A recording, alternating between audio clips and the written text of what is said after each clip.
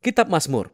Ini adalah kumpulan 150 syair, pujian, dan doa Ibrani kuno yang berasal dari beberapa periode berbeda dalam sejarah bangsa Israel. Banyak dari syair ini berkaitan dengan Raja Daud.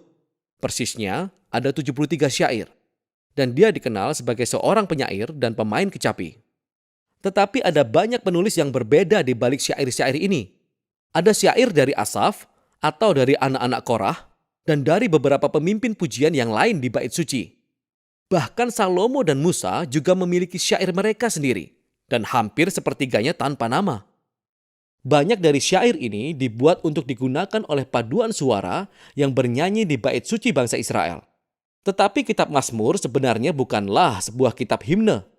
Pada titik tertentu dalam periode setelah pembuangan bangsa Israel ke Babel, syair-syair kuno ini dikumpulkan semuanya dan dengan sengaja disusun menjadi kitab Mazmur seperti yang kita dapati saat ini.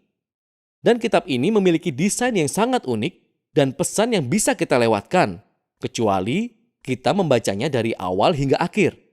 Untuk melihat bagaimana kitab Mazmur ini dirancang, akan sangat membantu jika kita memulainya dari belakang. Kitab ini ditutup dengan 5 syair tentang pujian kepada Allah Israel, dan setiap syair itu diawali dan diakhiri dengan kata haleluya, yang dalam bahasa Ibrani merupakan sebuah perintah untuk sekelompok orang untuk memuji Yah, yang adalah singkatan dari nama ilahi Yahweh.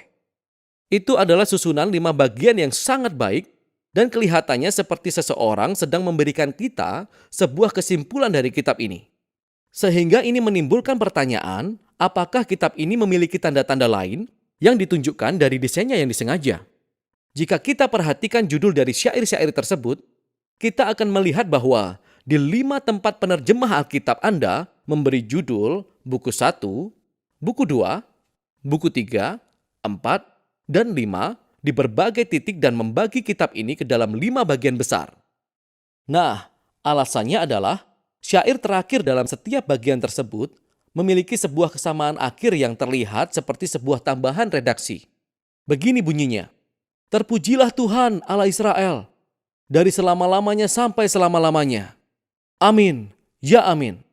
Jadi kitab ini memiliki sebuah kesimpulan dan dibagi ke dalam 5 bagian utama, sehingga wajar saja dari sini kita kembali ke awal untuk mencari sebuah pendahuluan. Dan apa yang kita temukan? Mazmur 1 dan 2 berada di luar buku 1 karena sebagian besar syair dalam buku 1 berkaitan dengan Daud. Kecuali Mazmur 1 dan 2 yang tidak diketahui penulisnya. Mazmur 1 merayakan betapa berbahagianya orang yang merenungkan Taurat, membacanya siang dan malam, serta mematuhinya. Nah, kata Taurat yang artinya pengajaran dan secara spesifik merujuk kepada 5 kitab Musa yang memulai perjanjian lama. Dan di sini sebenarnya, kata itu kelihatannya digunakan dengan kedua makna tersebut yang menjelaskan mengapa kitab ini memiliki 5 bagian utama. Kitab Mazmur ditawarkan sebagai sebuah Taurat baru yang akan mengajar umat Allah tentang praktek doa seumur hidup. Seiring mereka berusaha untuk mematuhi perintah Allah yang diberikan dalam Taurat yang pertama. Mazmur 2 adalah sebuah refleksi puitis terhadap janji Allah kepada Raja Daud dari 2 Samuel pasal 7. Bahwa suatu hari nanti, seorang Raja Mesianik akan datang dan mendirikan kerajaan Allah di dunia. Mengalahkan kejahatan dan pemberontakan di antara bangsa-bangsa. Sekarang Mazmur 2 diakhiri dengan pesan bahwa semua orang yang berlindung pada Raja Mesianik akan diberkati. Tepatnya kata yang digunakan untuk membuka Mazmur 1. Dan bersama-sama, kedua syair ini memberitahu kita bahwa kitab Mazmur dirancang untuk menjadi buku doa umat Allah, sementara mereka berusaha untuk setia terhadap perintah Taurat, seiring mereka berharap dan menantikan kerajaan Mesianik yang akan datang. Nah, dengan 2 tema yang diperkenalkan ini, kita bisa mulai melihat bagaimana buku-buku yang lebih kecil dirancang berdasarkan 2 ide tersebut. Sebagai contoh, buku 1, tepat di tengahnya sebuah kumpulan syair. Mazmur 15-24 dibuka dan ditutup dengan sebuah panggilan untuk tetap setia pada perjanjian. Kemudian, di pasal 16-18, kita menemukan sosok Daud yang menjadi model dari kesetiaan ini. Jadi, dia berseru kepada Tuhan untuk menyelamatkannya, dan Allah mengangkatnya menjadi raja. Dalam rangkaian syair dari Mazmur 20-23, Daud di masa lalu telah menjadi sebuah gambaran dari Raja Mesianik di masa depan, yang juga akan berseru kepada Allah, Dia akan dibebaskan dan diberikan sebuah kerajaan atas bangsa-bangsa. Dan tepat di bagian tengah dari kumpulan ini adalah sebuah syair, Mazmur 19, yang didedikasikan untuk memuji Tuhan atas Tauratnya.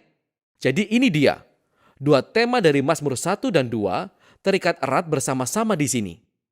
Buku 2 dibuka dengan dua syair yang bersatu dalam harapan mereka untuk kembali ke bait suci di Sion, dan inilah gambaran yang terkait erat dengan harapan akan kerajaan mesianik. Lalu buku 2 ditutup dengan sebuah syair yang menggambarkan pemerintahan masa depan Raja Mesianik atas semua bangsa.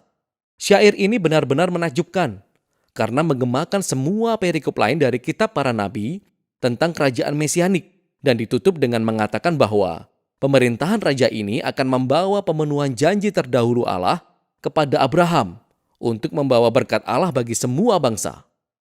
Buku 3 juga diakhiri dengan sebuah syair yang merefleksikan janji Allah kepada Daud, tapi kali ini dalam situasi pengasingan Israel. Jadi sang penyair ingat bagaimana Allah berkata bahwa Dia tidak akan pernah meninggalkan garis keturunan Daud, tetapi sekarang Dia sedang melihat hasil dari pemberontakan Israel, kehancuran, pengasingan, dan kejatuhan garis keturunan Daud. Sehingga penyair mengakhirinya dengan meminta Allah untuk tidak pernah melupakan janjinya kepada Daud. Buku 4 dirancang untuk menanggapi krisis dalam pengasingan ini. Jadi syair pembukanya membawa kita kembali ke akar bangsa Israel dengan doa Musa.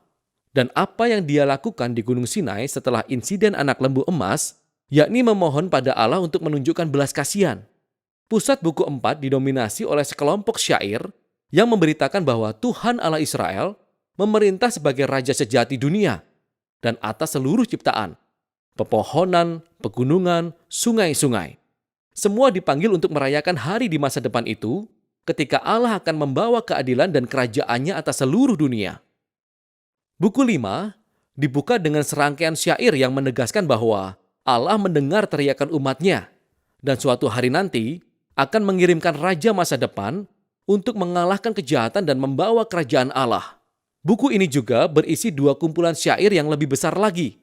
Yang satunya disebut Hallel dan yang lainnya disebut nyanyian pendakian.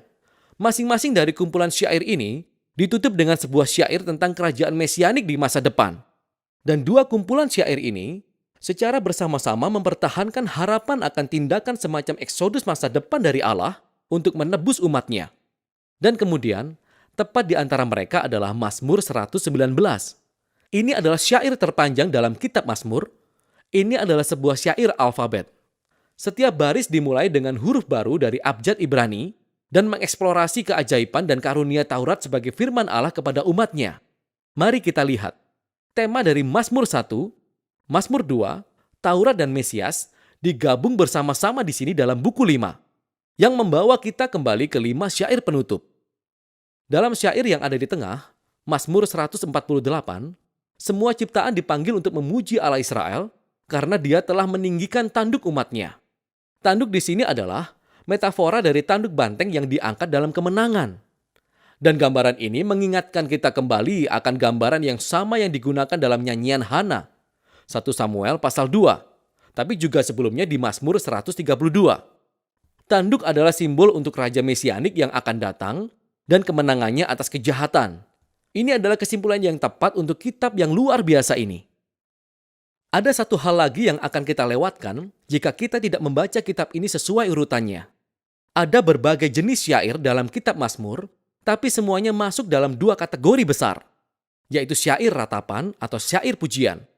Syair ratapan mengungkapkan rasa sakit, kebingungan, dan kemarahan tentang betapa mengerikannya dunia ini dan hal-hal buruk yang terjadi pada penyair. Sehingga syair-syair ini menarik perhatian pada apa yang salah di dunia ini dan meminta Tuhan untuk berbuat sesuatu tentang hal itu. Ada banyak sekali syair seperti ini dalam kitab ini yang memberitahu kita sesuatu yang penting, bahwa ratapan adalah respon yang tepat terhadap kejahatan yang kita lihat di dunia kita. Tetapi akan kita lihat bahwa syair ratapan mendominasi awal kitab ini dalam buku 1-3. Coba kita perhatikan karena kita akan melihat syair pujian muncul sesekali juga. Syair pujian adalah syair-syair sukacita dan perayaan. Dan ini menarik perhatian pada apa yang baik di dunia ini. Syair-syair ini menceritakan kembali kisah-kisah tentang apa yang telah Allah kerjakan dalam hidup kita dan bersyukur kepada Tuhan karena hal itu. Dalam buku 4 dan 5, kita akan lihat bahwa syair-syair pujian jumlahnya melebihi syair-syair ratapan dan semuanya berpuncak pada 5 bagian penutup haleluya. Jadi pergeseran dari ratapan ke pujian adalah sebuah hal besar dan memberitahu kita sesuatu tentang hakikat doa. Sebagaimana kita mengharapkan kerajaan mesianik, seperti yang diajarkan oleh kitab ini akan menciptakan tekanan bagi kita karena kita melihat pada keadaan tragis dunia kita dan kehidupan kita. Dan Mazmur mengajari kita untuk tidak mengabaikan rasa sakit dari kehidupan kita. Tetapi pada saat yang sama, iman yang alkitabiah adalah melihat ke depan. Melihat pada janji kerajaan mesianik Allah di masa depan. Jadi Taurat dan Mesias, ratapan dan pujian, iman dan harapan, itulah isi dari kitab Mazmur.